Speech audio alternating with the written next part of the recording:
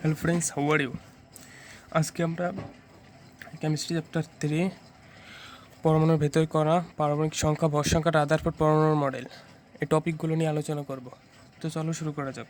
পরমাণুর ভেতরের কণা। পরমাণুর ভেতরের কণা পরমাণুর ভেতর কণা। পরমাণু তিনটি কণিকা দ্বারা গঠিত: ইলেকট্রন, প্রোটন, নিউট্রন। একটি পরমাণুকে ভাঙলে তিনটি কণিকা পাওয়া যাবে, তাহলে ইলেকট্রন, প্রোটন, নিউট্রন। এখন ইলেকট্রনের চার্জ হলো -1 ইন্টু 6×10⁻⁹ কুলম। ঠিক আছে, ইলেকট্রনের চার্জ 1 × 10⁻⁹ কুলম। এটা হলো কুলমের চিহ্ন। আর ইলেকট্রন আর প্রোটন। এখন ইলেকট্রন নিউক্লিয়াসকে কেন্দ্র করে বা নিউক্লিয়াসের বা প্রোটনের বিপরীতে যে নির্দিষ্ট কক্ষপথে আবর্তন করে সেটা হলো ইলেকট্রন। নিউক্লিয়াসকে কেন্দ্র করে ঘুরে ইলেকট্রন। আর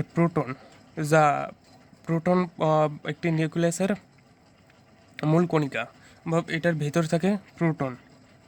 এবং নিউট্রন এটা চার্জ শূন্য, এটা নিউট্রাল, এটার কোনো কাজ বা আধান নেই। তো প্রোটন নিউট্রন আশা করি বুঝতে পেরেছ। প্রোটন এর ভর 1.60 × 10⁻⁻⁹ কুলম। একে পি দ্বারা প্রকাশ করা হয়। প্রোটনকে পি দ্বারা প্রকাশ করা হয়। এর আপেক্ষিক ভর +1 এবং 1 ধরা হয়।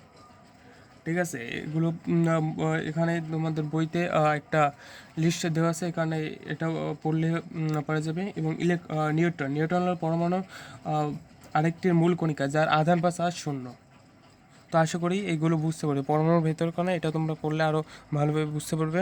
এখন পারমাণবিক সংখ্যা। পারমাণবিক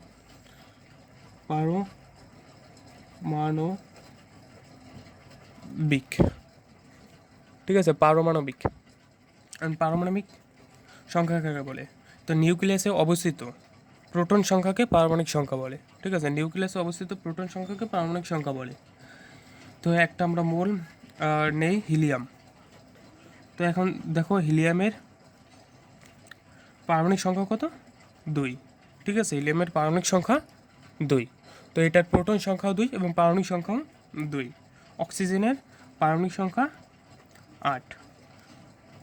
অক্সিজেন পারমাণবিক সংখ্যা 8। এটার ইলেকট্রন সংখ্যাও 8 এবং প্রোটন সংখ্যাও 8।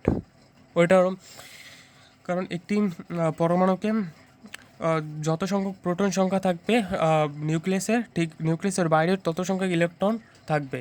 তো এই আধান সমান থাকার কারণে প্লাস মাইনাস আকর্ষণের কারণে একটি পরমাণুর ভর শূন্য হয়। তা আশা করি বুঝতে পেরেছো। তো এখন চলো আমরা ভর সংখ্যা নিয়ে আলোচনা করব। প্রোটন বা পারমাণবিক সংখ্যাকে জেড দ্বারা প্রকাশ করা হয়।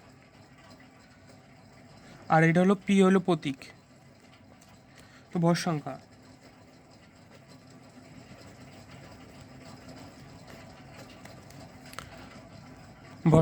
এখন ভর সংখ্যা কাকে বলে? ভর সংখ্যা নিউক্লিয়াসে অবস্থিত প্রোটন ও নিউট্রনের যোগফলকে ভর সংখ্যা বলে। এখন প্রোটন ও নিউট্রন,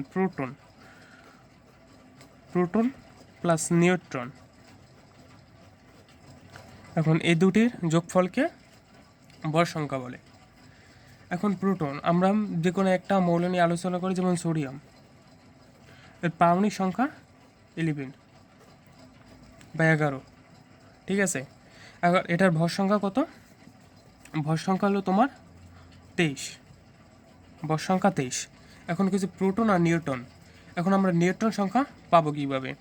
যেহেতু ভর সংখ্যা হলো প্রোটন সংখ্যা ও নিউট্রন সংখ্যার যোগফল, কাজে ভর সংখ্যা থেকে প্রোটন সংখ্যা বিয়োগ করলে নিউট্রন সংখ্যা পাওয়া যায়। তাহলে কি, ভর সংখ্যা থেকে প্রোটন সংখ্যা তুমি বিয়োগ করে দেবে বা মাইনাস করে দেবে। তো ভর সংখ্যা যেহেতু 23 আর প্রোটন সংখ্যা হলো 11, ঠিক আছে, তো কাজেই 12 পাওয়া যায়। এই 12ই হলো নিউট্রন সংখ্যা। ঠিক আছে, নিউট্রন সংখ্যা তোমরা বের করতে পারবে এভাবে। তো আশা করি বুঝতে পেরেছো। অন্য মূল দিয়ে তোমরা প্র্যাকটিস করবে। তো এখানে তোমাদের একটা বইতে লিস্ট দেওয়া আছে যে সোডিয়াম এখানে দেওয়া আছে 23, আর এখানে দেওয়া আছে 11, আর এখানে একটা চিহ্ন দিয়েছে এ, আর এটা দিয়েছে জেড। ঠিক আছে। এখন এ দ্বারা ভর সংখ্যাকে প্রকাশ করা হয়। আর জেডকে পারমাণবিক সংখ্যা বা প্রোটন সংখ্যা। পারমাণবিক সংখ্যার প্রোটন সংখ্যা মূলত একই, আর নিচে যেটা থাকবে এটা হলো এলিমেন্ট, আর উপরে যেটা থাকবে হলো ভর সংখ্যা। এখন সোডিয়ামের ইলেকট্রন বিন্যাস তোমরা করবে কী করবে? সোডিয়াম 1:2:11। এখন আমাদের কটা হয়েছে? 4টি। তাহলে 2p6 এবং 3s1। দেখো এটা হলো সোডিয়ামের ইলেকট্রন বিন্যাস। দেখো 2 2 4 6 10 আর 1 11। ঠিক আছে, আশা করি বুঝতে পেরেছো। তো এখন চলো আমরা রাদারফোর্ড পরমাণুর মডেল। এখন রাদারফোর্ড পরমাণুর মডেল নিয়ে এখন আমরা আলোচনা করব। 1911 সালে বিজ্ঞানী রাদারফোর্ড একটি পরমাণু সম্পর্কে নিম্নরূপ গঠন প্রদান করেছে, এবং সে বলেছে পরমাণু একটি কেন্দ্র। এই কেন্দ্রের নাম এই কেন্দ্রে নিউক্লিয়াস। এখন পরমাণু সোডিয়ামের একটি আমরা আলোচনা করি, সোডিয়াম। তো এই ধরো সোডিয়াম, ঠিক আছে, এটা ধরো নিউক্লিয়াস, আর এটার বৃত্তাকার এগুলো হলো কক্ষপথ। বৃত্তাকার কক্ষপথ সোডিয়ামের 3টি কক্ষপথ, সেটা তোমরা জানো, ঠিক আছে। এখন এই বাইরের কক্ষপথে থাকে 1টি ইলেকট্রন, আর ভেতরে থাকে 8টি। 1 2 3 4। তো সোডিয়ামের তোমরা মেডিকেলসটা দেখতে পাচ্ছ, সোডিয়ামের 11টি ইলেকট্রন এর নির্দিষ্ট কক্ষপথে ঘুরতে থাকে। এখন এগুলো হলো, এখন তোমরা পরীক্ষার খাতায় রাদারফোর্ড পরমাণুর মডেল আসলে এটা তোমরা লিখবে কীভাবে, উপস্থাপন করবে কীভাবে খাতায়। তো চলো শুরু করবে। তো তোমাদের 4টি পয়েন্ট মনে রাখতে হবে, 1 2 3 4। তো এই 4টি কি? 1 নম্বরে হলো পরমাণুর 2টি অংশ, এটা তোমার মনে রাখতে হবে। পরমাণুর 2টি অংশ, ঠিক আছে, পরমাণুর 2টি অংশ, এটা তুমি মনে রাখবে। 2 নম্বর হলো আয়তন ও ভর। আয়তন ও ভর, ঠিক আছে। 3 নম্বর সৌরজগৎ। 3 নম্বর আধান বা চার্জ।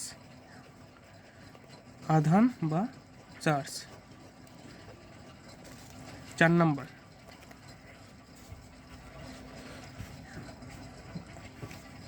হলো সৌরজগৎ।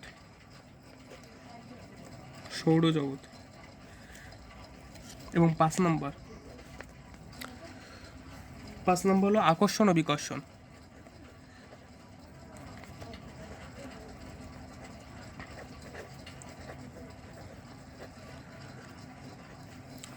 আকর্ষণ ও বিকর্ষণ, এই 5টি যদি তোমরা মনে রাখতে পারো তাহলে তোমরা পরীক্ষার খাতে কিছু না কিছু লিখে আসতে পারবে। চলো এই 5টি এখন আমরা আলোচনা করব। এখন পরমাণুর 2টি অংশ। তোমরা এটা বুঝতে পেরেছো আশা করি। তো পরমাণুর 2টি অংশ, একটি হলো পরমাণুর কেন্দ্র, ঠিক আছে, একটা হলো পরমাণুর কেন্দ্র বা নিউক্লিয়াস। এখন পরমাণু কেন্দ্র আর নিউক্লিয়াস, এটা পরমাণু কেন্দ্র বা নিউক্লিয়াস, কেন্দ্র আর নিউক্লিয়াস মূলত একই। এখন কেন্দ্রে থাকে প্রোটন এবং নিউক্লিয়াসের বাইরে থাকে ইলেকট্রন, ঠিক আছে। তো এখন আমরা এটা ব্যাখ্যা দেবো। তো পরমাণুর 2টি অংশ, একটি হলো কেন্দ্র বা নিউক্লিয়াস, যেখানে প্রোটন অবস্থিত, কেন্দ্রের প্রোটন অবস্থিত, এবং অপরটি হলো ইলেকট্রন, যেটা নিউক্লিয়াসের বাইরে অবস্থান করে। তো চলে এখন আমরা 2 নম্বরে চলে যাব, ঠিক আছে। এখন আয়তন ও ভর, এটার মানে কি? দেখো একটি পরমাণুর তুলনায় নিউক্লিয়াসের আয়তন অতি নগণ্য, তার উপরও পরমাণুর সমস্ত ভর নিউক্লিয়াস অবস্থান করে। এখন নিউক্লিয়াসে অবস্থান করবে কেন? নিউক্লিয়াস অবস্থান করার মানে এখানে প্রোটন, দেখো যেমন সোডিয়ামের 11টি প্রোটন। এখন আপেক্ষিকভাবে ইলেকট্রনের চার্জ 0 ধরা হয়, ঠিক আছে। তাই যেহেতু নিউক্লিয়াসের মধ্যে প্রোটন অবস্থান করে, তাই পরমাণুর সমস্ত ভর নিউক্লিয়াসে অবস্থান করে, ঠিক আছে। তো আশা করি বুঝতে পেরেছো। এখন আধান বা চার্জ কি? যেমন প্রোটন +1 এবং ইলেকট্রন -1। এখন আধান বা চার্জ, এটার এখানে ব্যাখ্যা দেবো কেবল। পরমাণু কেন্দ্রের ধনাত্মক চার্জ বিশিষ্ট যে কয়টি প্রোটন রয়েছে, কেন্দ্রের বাইরে ঋণাত্মক চার্জ বিশিষ্ট সমসংখ্যক ইলেকট্রন রয়েছে, তাই একটি পরমাণুর আধান বা চার্জ শূন্য। এখন আমি কিন্তু বলেছি যে সোডিয়ামের +11 এটা হলো প্রোটন, আর এটা হলো -11 এটা হলো ইলেকট্রন। এখন প্লাস মাইনাস যদি তুমি করো, যদি সাধারণ ক্যালকুলেশনে নিয়ে যাও, তাহলে কিন্তু ইকুয়াল টু এটা আর আসবে কত মান 0। তাই এখানে বলা হয়েছে যে আধান বা চার্জ স্বাভাবিকভাবে একটি পরমাণুর চার্জ 0 বা আধান 0 থাকে। তো এখন চলো সৌরজগৎ। এখন সৌরজগৎ এর মানে কি? সৌরজগৎ, দেখো সৌরজগৎকেই কিন্তু বিজ্ঞানীগণ কেন্দ্র করে এই সোডিয়াম বা পটাশিয়াম এগুলোর তোমার গাঠনিক রূপে ইয়ে করেছে, ঠিক আছে। তো সৌরজগৎ সূর্যকে কেন্দ্র করে যেমন গ্রহগুলো ঘুরছে, এখন গ্রহগুলোকেই তোমরা ইলেকট্রন মনে করবে, ঠিক আছে। গ্রহগুলোকেই তোমরা ইলেকট্রন মনে করবে। যেমন সোডিয়াম, এটা হলো নিউক্লিয়াস। এখন এখন এখানে বলা হয়েছে সৌরজগৎকে সৌরজগতে সূর্যকে কেন্দ্র করে যেমন নিজ নিজ কক্ষপথে গ্রহগুলো ঘুরছে, তেমনি পরমাণুতে নিউক্লিয়াসকে কেন্দ্র করে নিজ নিজ কক্ষপথে ইলেকট্রনগুলো ঘুরছে। এটা কিন্তু তোমরা আসলে এটা বোঝাই যায়, ঠিক আছে।